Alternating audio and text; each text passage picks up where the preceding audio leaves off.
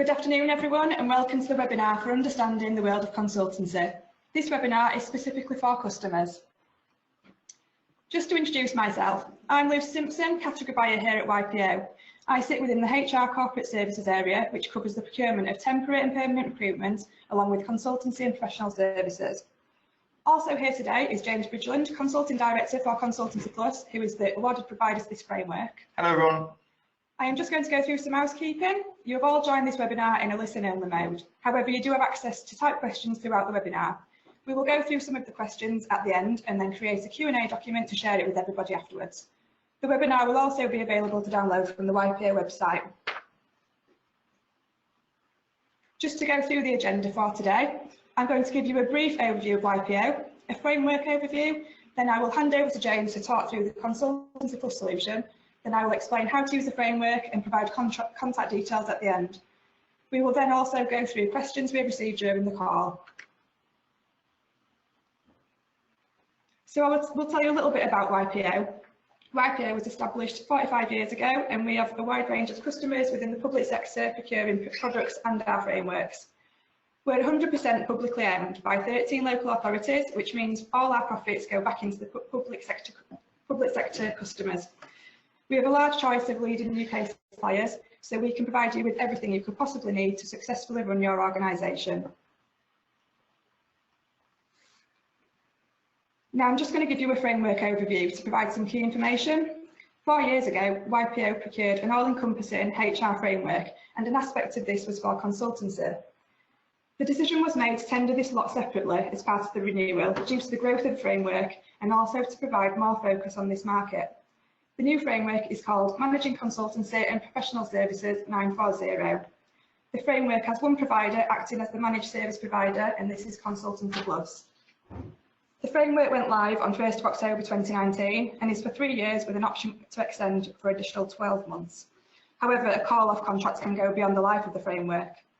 Customers who are able to use the framework are all public sector organisations, for example, local authorities, central government, higher education, schools and multi-academy trusts, housing associations, emergency services and the NHS. Just to explain a little bit about the managed service provision and how it works, YPO have carried out an ODU compliant procurement process to appoint a single provider to deliver a nationally managed service provision for all types of consultancy and our professionals. The managed service provision can be used by a contracting authority to deliver a single consultancy project or to deliver all of a contracting authority's consultancy needs. YPO decided to have a single provider to allow for contracting authorities to direct award to Consultancy Plus. The sourcing of the consultant and our professional is then delivered independently by Consultancy Plus. They will utilise their supply chain of consultants and professionals to meet the demands of your project or statement of works. This may be carried out by an individual consultant or professional, a consultancy agency or a professional organisation. These would be employed on a fee basis. Consultancy Plus are the managed service provider and will source the right solution for you. So what is a consultant? Many organisations will struggle to define the difference between a temporary worker and a consultant. The aim of this framework is to allow public sector organisations to source a skill set that is not available within their organisation. A consultant or professional aims to deliver specific projects or statement of work over a set period of time when the skills, experience, expertise or specialist knowledge are not available within the contracting authority already.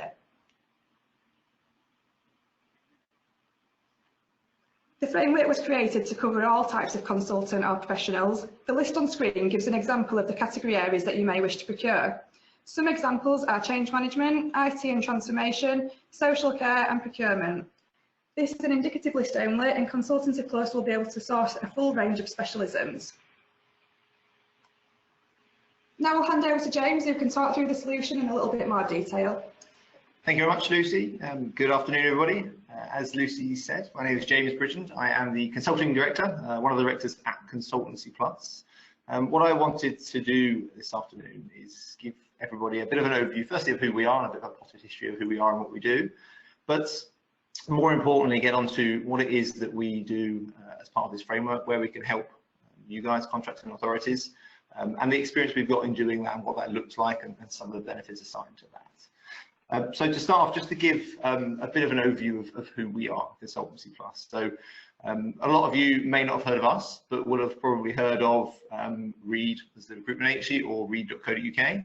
Well, Consultancy Plus is the consulting and professional services arm of the Reed business. So we deal with all professional services, consulting and project delivery as part of the group. We were appointed in 2015 as the sole supplier to the then, as Lucy pointed out, Lot 2 HR Services and Solutions framework. And we set about working not just with YPO, but with contracting authorities to refine what that specification was, how that was going to work, and what we would deliver under that. And in the last 3 or 4 years, I think it's fair to say, Lucy, we've been on quite a journey between us, you, the contracting authority, to get to a point where the service has been refined and improved over time, which brought us to a place in September, so last month, where we were reappointed to the second generation of the framework, which is, again, as Lucy pointed out, has been split out now to specifically cater for consultancy.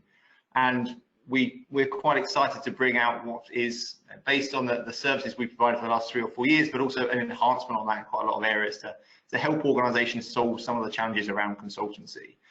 And underpinning this model is very much a flexible approach to what we do. So that final bullet point on there saying how we look to work with organisations to understand what they're looking to achieve. That fundamentally underpins what we do, and it's what differs us from traditional just procurement solutions, whereby you look to put it onto a tendering portal and tender the process.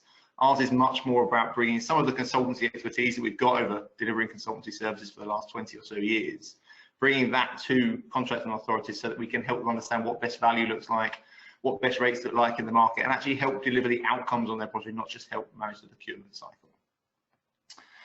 So that brings me on to the 3 services we offer.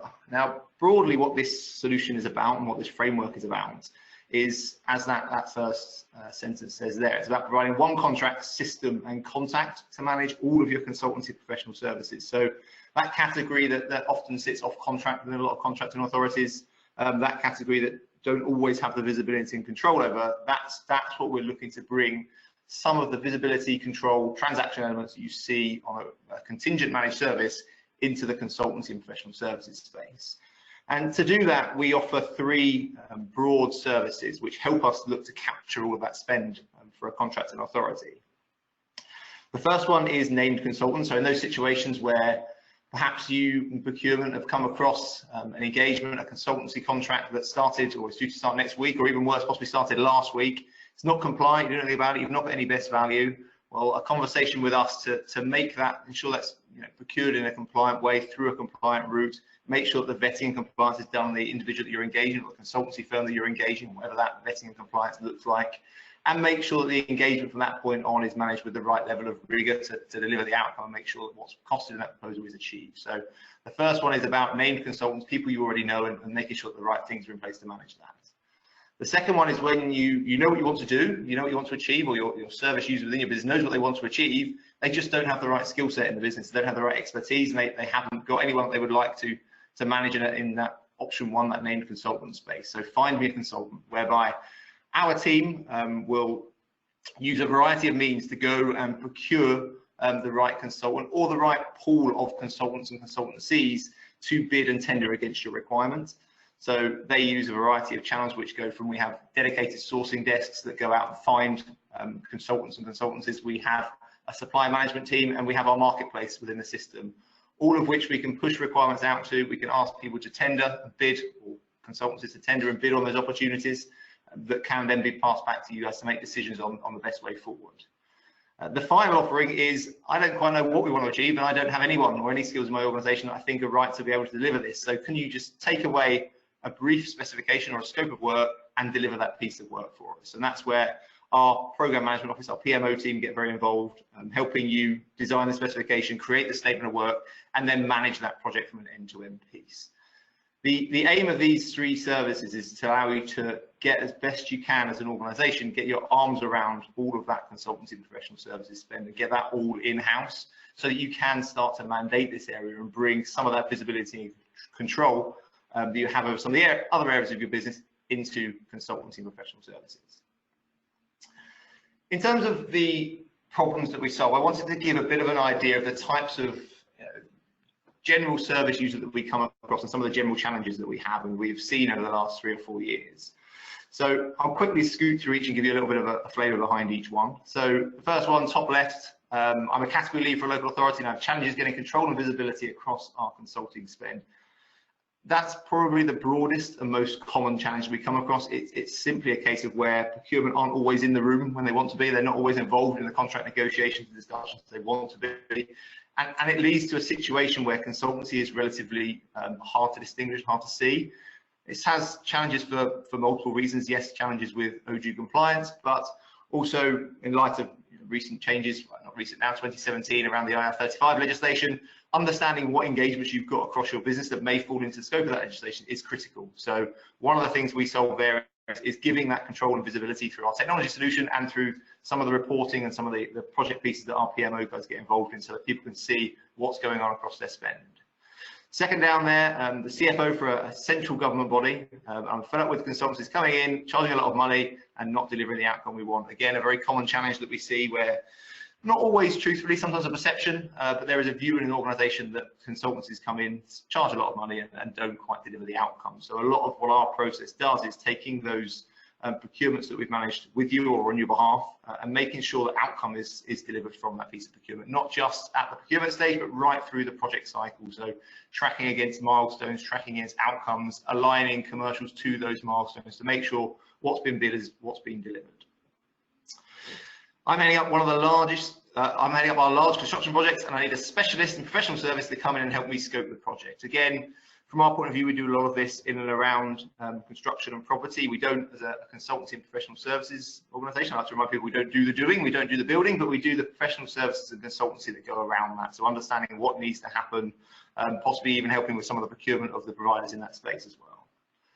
I'm our IT director and I need someone to come in and deliver our transformation project for us, but without losing control and governance of my project. So in this space, often with consultancy and professional services, there is a tendency for organisations to lose control of the project they have when they're outsourcing it. So yes, they may have some commercial risk and warranty remedies in there that say if someone's not delivered or the consultancy partner's not delivered, they can go after them for remedy and possibly hold back a decent chunk of the commercial agreement. However, that doesn't help them deliver their project. So often organisations want to have that flexible model whereby they can bring in a consultancy partner and the expertise, but they still retain control of their project. And one of the fundamental things that we look to do when procuring different solutions is understand those different types of models, those different types of risk transfer, so that if someone is looking to retain more control and transfer less risk to a consultancy partner, then they do so at the right commercial rate. And actually that would be a reduced commercial rate in that situation where they're not paying for all those warranties and liabilities to wrap around it because they fundamentally don't need it. I run our contact centre and we are relocating, so I want to engage with a project delivery business that can provide me with a drop-in team of experts fast. So this happens, we've seen it happen a few times, particularly across the NHS actually, where they have big contact centre teams, that something's changed, something to do with patient services, meant an influx in queries and requirements. And what they want is a discrete drop-in team for a discrete period of time to go in, manage that requirement on an outcome basis, so fixed fee basis or per action basis to help them manage that spike in demand. And then finally, I work in our transport team and I need someone who can support me in engaging a number of specialist resources that we have used before, but in a controlled and OJU compliant way. So this one feeds back to that service one that I spoke about a second ago, whereby actually you guys might know, or your service users might know who they want to use. They may have used them before. You just want to make sure everything's in place from an OJU compliance point of view, but also from a vetting background check on the individuals or organizations that you're using. So hopefully that gives a bit of a broad sweep of the sorts of challenges we use and the sorts of use cases that we typically look to work with and some of the problems we look to solve. Clearly this isn't all of them, but it does give a pretty broad brush of the sort of things we look to work with organizations and the challenges we look to solve. In terms of how it works, I wanted to talk you through here actually how you engage with us, how you define the service, and then from there, what outcomes you get and what you can expect to be delivered. So the first point of call, point one, is to let us know of the requirement. Now on here we've put posting that requirement on our website. You can do that, consultancyplus.com. You can go there, post a project, that will go through to our team and they can pick it up from there. But we're also, we're a people business fundamentally. That's what consultancy is about. So we're not about transactional, you need to go to a system to do this. You can also call our team. There's a number on there. There's an email address that Lucy will go through at the end of the session as well. So however it works for you, however you want to contact us, you're more than welcome. If it's a requirement you want to discuss, we'll come and see you as well. So raising that requirement hopefully gives you lots of options to do that. At that point, it will come through to our team. I've given you a bit of a cross-section of some of the team members here that if anyone's an existing client on the call, you may recognise some of these in Flo and Catherine and Steve. It will come through to those guys. At that point in time, they will have a conversation with you, and it will be a conversation about what sort of service you're looking to deliver. So do you know who you want to use? Do you want us to go and find you the expertise, or do you want to fundamentally say, come on, I've got a problem here, I want someone to solve it, can you deliver me that piece of work? So they'll go through those options with you. At that point, they'll also look to agree with you the type of service model, because one of the key things that we stress with organizations is that to ensure best value in this space, flexibility is the key, and understanding what cost that flexibility comes at. So through this model, we don't dictate that everything should be outcome based in terms of pricing. We don't dictate that it should always be milestone based in terms of pricing. We can do fixed fee, we can do time and materials, we can do milestone based, which whatever suits the project style that you want to adopt and works with the governance team that you have, your internal program or governance teams, it gives you the outcome that you want, because all of those, as I say, come at different commercial rates, and you can expect a different price on those. So it's fundamental for us to understand what you want to, or how you want it to work from your side. We can also, at that point, if you don't have an idea, you're not quite sure, we can talk you through that. So we can help you scope out that project. If you want to look at milestone deliverables, our PMO guys can come along and help you scope out that piece of work as well. From there, we will then take on agreeing all the contracts with all of the suppliers that you're going to use. We will onboard all of the suppliers, undertake the background vetting checks on all of them. We will build the project reporting dashboard and milestone reporting that you need. So that can be anything from high-level contract reporting on spend across all of your engagements, so that you can see what projects you've got going on across your business, what's happening, where they are in terms of progress and outcomes, through to very detailed reporting on individual projects, which include knowledge transfer, risk management, change management. So at that point, we'll really start to get into the detail of how you want this to work. Or again, if you're not quite sure, we can go through that with you and help you understand what's available and what's probably going to work best for your project style. We will also then fundamentally manage that supplier for you. So we will, if we have built-in project deliverables and milestones, we will manage them against that. So we will understand where there are delays, where there are overspend, why there is overspend, where there is a requirement to help manage with variance control and change control. Once we're there, you guys can crack on and start delivering. So hopefully a relatively straightforward process for you guys. All starts with either posting that requirement or a conversation with our team, and then depending on how refined your requirement is and how defined your understanding of what you want is, we can manage it from there. If that's undefined or unclear what you're looking to achieve, we can help you manage that, and our team will talk you through that. In terms of what have we done to date over the last 3 or 4 years, so in terms of spend under management, we currently have around £20 million of spend under management across the business. We have, over that 4-year period, we have 50+ clients engaged under the YPO framework. A lot of those organisations currently moving from the old contract structure to the new contract structure to make sure they benefit from some of the terms in there.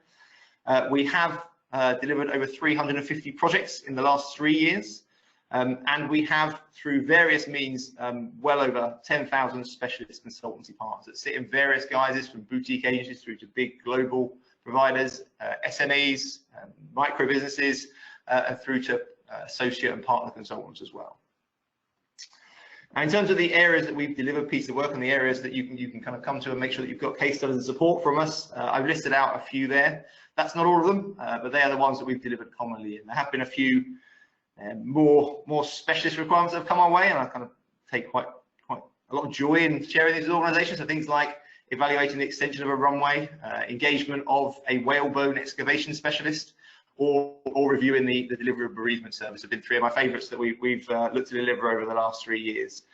Just to give you guys an idea of quite how broad a stroke we take to consultancy, and actually come to us, have a conversation, and in the main, given who we are, this Consultancy Plus, and this part of the organisation within Reed that we sit with, we have as good, if not better, access to the right skills and experience as any other competitor in the market across not just this space, but across professional services and consultancy. So if we can't find it, there's something pretty niche at play. So do come and have a conversation with us, and we should be able to help. The big piece from organisations in why they would use this service is clearly around savings. And the good news is, from our point of view, from your point of view, there are a whole heap of ways that we can generate and look to benchmark savings from your organisation. So from a procurement point of view, some really big ticket areas to get your teeth stuck into in terms of how you can achieve and show savings back to the organisation. So benchmarking the cost of the project correctly. So I've spoken about the different types of delivery model, the different types of skill set, the urgency, the size. All of those have variables, or all those are variables which impact what the correct cost is. So what we do when we take on a requirement with any contracting authority is benchmark that against firstly the YPO rate card, but also our internal benchmarking tool, which looks to establish, based on all of those variables, what is the correct market rate and the target market rate that we want to work to. Introducing competition into the process. A fundamental thing that drives better value is competition. So even if organizations know that the supplier they want to use, they're option one, provided they haven't told the supplier they're the only one at play, what we can do is push the requirement out to our marketplace and ask organizations to bid on that. If it's a named supplier, we can ask that named supplier to bid on it. They don't know necessarily that they are the only one bidding, and that in itself tends to generate a saving from the process. So competition fundamental to what we do. Reducing administration costs, so basic costs around running procurement process, contract terms, managing the payment and invoicing cycle, all headaches commonly felt within procurement and finance that we remove through an automated process and a standard ODU compliant route to market. Ensuring the cost of the project matches the delivery model, I think we've spoken about that one already, so just making sure that actually what you've bought is what you're paying for, and those two marry up in terms of value. Mandating end dates, so our system and our process is built around a fixed scope of work, fixed outcome deliverables, and key dates aligned to those deliverables. That in itself generates a saving for organizations because it means that the providers or suppliers of consultancy services are very targeted on end date, because that's the point at which they get paid, that's the point at which they deliver what they're there to deliver. So just having that visibility of end dates and deliverables helps to drive that saving in itself. Linking commercials and payments to outcome. A key fundamental element in negotiation and risk transfer when you're playing in this space is saying, okay, great, we'll bring in a specialist, an expert into this field, but we only really want to pay for the service once they've delivered the outcome. Moving away from that flexible time materials-based engagements where you can, which as they tend to encourage and facilitate, the longer you're here, the more you get paid, not the culture you want to be encouraging when you're looking to bring in professional services and consultants. Improve project scoping and reduce variation and change requests. So again, our PMO team will work with you and your service users to understand what it is you're actually looking to do and try to define and refine that scope as best they can to get to a place where everybody's clear on what this engagement is about and what good looks like as a delivery. Because one of the key ways in which we see some organizations in this space engage in consultancy and professional services is look to win a procurement exercise based on a relatively loose spec, knowing full well that what they'll do when they start is push through a lot of change requests and variations, which will then mean that the outcome cost is nowhere near in line with what we did as part of the procurement process. So helping you to make sure that that doesn't happen as often as possible. And the final thing is the engagement of our PMO team to reduce scope creep and to drive that delivery. So actually, once you get into the delivery cycle, having our team push the project forward, understand if there are going to be delays because of change control, then what do those delays look like and what is the cost of that, and understanding where the suppliers are in terms of that project delivery cycle and their ability to hit key milestones and dates. An outcome of that is that we target a saving, a relatively conservative saving, I would say, of between 20 and 30% with new clients, because there's so many avenues through which we can generate savings that we will back our ability to be able to do that on a like-for-like basis once we get engaged with a contracting authority. Now, finally, from me, just to give you a case study of where we've worked before. If anyone wants to discuss any other clients, we have, as I say, we have over 50 clients using the service or signed up to use the service. So happy to discuss various different models, but this one we chose because it covered a relatively broad brush. So we've been working with Hull City Council now for about 3 years. Key things that we've supported with is offering that compliant route to market. So making sure that all of their spend is managed through a compliant channel. Visibility across all spend, a key thing that we look at, not just with Hull, but with a lot of organizations, is that dreaded freedom of information request. What is your consultancy spend? What does it look like? Where are you putting it? What providers are you using? And actually, that's a bit of a pulling your hair out moment often when you haven't got this type of solution in place, because no one quite knows. Whereas for organizations like Hull, it's a simple process of having a look at their most recent MI report or logging into the system if they want. They can see all of the invoices that have been processed, all of the values and all of the suppliers through there. So making sure they've got visibility across all of that spend. We have introduced increased competition to their procurements. So making sure that where we can, where it fits with their timeline and the agenda for the City Council, making sure that competition is introduced into that process. And just to give you an idea of the breadth of service through one client, because this is a managed service solution that sits along, this is a managed service solution for consultancy that sits alongside their contingent solution. We have supported in adults, children's services, education strategy, highways, ICT, finance, town planning, business strategy, and HR. And those are the ones I could just remember when I was putting the slide deck together. I suspect there are heaps more on top of that as well. So it's just giving that indication as to how this works alongside a managed service provision to wrap up lots of different types of consultancy and professional services. Now, before I hand back over to Lucy, just to let everyone on the call know, we are, as part of the relaunch of this framework, we are going to be doing a bit of a roadshow around the country over the next quarter and into the early part of 2020, where we will be available to come and have kind of 90-minute sessions with clients looking at how the technology platform works, going through the sort of reporting and visibility you can get, and also giving you some demos around benchmarking costs and how we go at benchmarking costs. One, with a view to to discuss this service more, but two, to share some of the intellectual property we've got with you guys to help you do it yourselves if that's what you choose to do. So if anyone's interested in booking in to have or be part of that roadshow, then if you let Lucy know, she's got all the available time slots, she can book you in and we'll come along and see you. Okay, hopefully that was useful for everybody. Back over to Lucy. Thank you very much. So I'm just going to talk you through now how to use the framework. As mentioned previously, YPO have already run the compliant procurement process. So this is about how you actually will use the framework. So you can start by contacting YPO or Consultancy Plus via email or call, and we'll give you those bits of information at the end.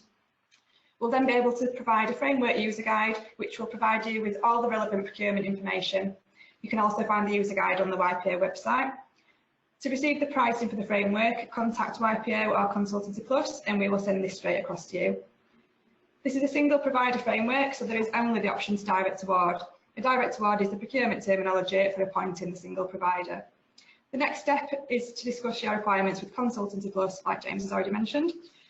Once the project is agreed, you'll then need to complete the direct award template and submit this to YPO and Consultancy Plus. At any stage, you can get in touch with us and you can get in touch with James and myself or the teams, and we'll give contact details at the end. So just to ensure that both parties are covered legally, you'll then need to agree the terms and conditions. This is split into the 3 stages shown on screen. There are the framework terms and conditions, which are between YPO and Consultancy Plus. These cannot be amended and have been agreed at the framework stage. Then there is the call-off terms and conditions. That is between the contracting authority and Consultancy Plus. YPO created a generic set of call-off terms and conditions in line with the market. However, amendments can be agreed with both parties to ensure it fits with your requirements. To finalise any amendments and create the final agreement, you will then need to complete an order form. This includes the type of service Consultancy Plus will deliver for you, agreed pricing, any amendments to the call-off terms if required, and then it will be signed by both parties at the end. So thank you very much for listening to the webinar. We hope you found it useful and beneficial and learned more about the framework in more detail. Further webinars will be coming to help you understand Consultancy Plus in more detail. If you'd like to get any more information on the framework or topics covered today, please get in touch with myself or the Consultancy Plus team using the contact details on screen. We're now going to have a look at some of the questions that we've received during the call. So we've been asked around saving examples. If we've got any savings examples that you've made during the time, let's give an example. Yeah, so obviously I talked through the session there around types of percentage of saving we would have made, because saving is only as good as the amount of spend that goes through the solution at any point in time. So we, as I said, we look to target 20 to 30%. I think in terms of the highest profile solution, I can't share the client's name at this point, but we're delivering quite a large transformation project, or a supplier is delivering quite a large transformation project through us in readiness for Brexit. And on that piece of work, it's, as I say, it's a relatively large program, but the savings we've been able to benchmark are upwards and over £1 million. So, and the way that we did that is just through making sure that the model that they've engaged through that process fits what they needed. They needed a relatively blended, shared professional services model. So we made sure that was in place, and then pushing the competition to make sure that multiple suppliers were engaged, so they all kind of sharpen their pencil and make sure that the best rate was available. So that's probably our biggest, shiniest example. But yeah, we've got some across every organisation that we engage with. I would hope that we'd be able to share the sorts of savings that we talked about here. Yeah. We've got another one around asking about signing up a known supplier.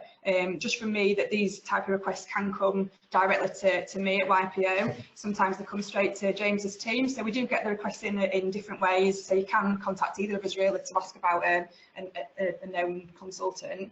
But it is a fairly quick and easy process. It's as easy as we want to make it, quite frankly. I mean, the marketplace we have for suppliers is open to make sure that it's fair and transparent. So any supplier can join our marketplace, providing they pass the right onboarding checks and background checks and agree to the framework terms.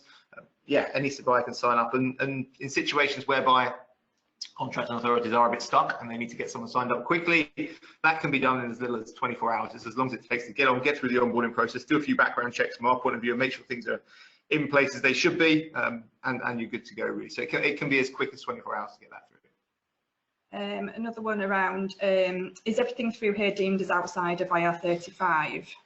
Yeah, it's a question we get a lot. No, it's not, and that's by design. Fundamentally, we don't agree that in order to give best value back to contracting authorities in this space, pushing everything outside of IR35 would, one, probably expose them to risk, because that would be deemed as a blanket determination, but two, it won't give them best value, because often actually organisations' best way to getting best value is to be looking at flexible service options, which may mean the engagement falls within inside IR35. So we take an approach as part of that initial engagement when we have conversations with you, with our PMO guys. They will understand what you're looking to do, how you're looking to do it, and look to manage some of that determination with you, so that you get a clear picture of, based on what you're looking to do, whether that's going to fall inside or outside of scope. And then we make sure that the engagement is structured correctly to suit that, so that what you do put into that determination, if you are using the government tool, for example, does match what actually happens in the marketplace, actually happens in delivery. And that our team will help make sure that doesn't change when we go through. And if there is, we have the ability to then flag that back to you to say, look, we think we need to do a redetermination here because the engagement's fundamentally changed. So no, lots of things do sit outside of IR35, as you'd expect in professional services and consultancy, but it's not a requirement from our point of view, because we fundamentally think it doesn't drive best value in the space. We've been asked again just around how many suppliers that you've got in your marketplace, and you shared some numbers, but. Yeah, so I think we shared in here, yeah. Over 10,000. As I say, I think I said, and probably labelled in a relatively cheesy way on the slide, I think given who we are and the part of the organisation we sit alongside, access to skills, resources, consultants, talent, it is not a challenge we would hope to come across. We have a good record with our clients of making sure that we can find the right skills and experience to deliver the outcome. So. Yeah, come and have a conversation with us. As weird and wonderful as you think it might be, we may very well surprise you. And can you deliver a demo of the system? That's another one. Yep, we can. So I think I said at the end of my section there, we are planning some roadshows. So if anyone wants a demo of the system, I haven't really talked about it too much here, so I want to talk service and value, but the platform that we use is pretty straightforward. It does offer organisations really good MI, visibility of all of their spend, ability to access that marketplace. So yeah, happy to either demo as part of that roadshow. If anyone wants an on-screen webinar demo of that, then again, happy to do that as well. So just let me know.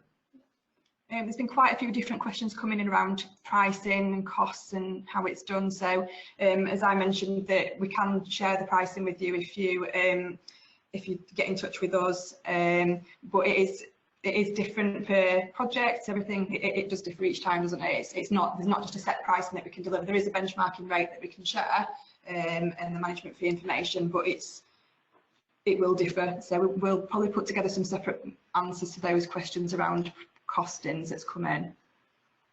Yeah. There's one here around why is it better than NEPRO? That's probably quite a contentious question to ask. I'd say it's up to an organisation to decide whether what we offer is fundamentally better than any supplier, NEPRO or otherwise. But what we offer is different to a lot of providers in the space. Fundamental differences, even around that IR35 question I answered there, and how we go about that and make sure that you do have that flexibility, but also looking to partner with you throughout the delivery cycle as well. I'm saying that's a difference to NEPRO. I don't know enough about their solution, but yeah, we differ to suppliers in the way we go about doing it. In terms of whether it's better, that's up to a contract and organisation to decide, I think. Yeah, I think just in terms of YPO, that we're here to offer you support. So as I said previously, just get in touch at any point of your process if you're in an early stage, or if you want me to come along to any of the meetings with the Consultancy Plus team, that I can do that. We can be flexible and support you in any way, really.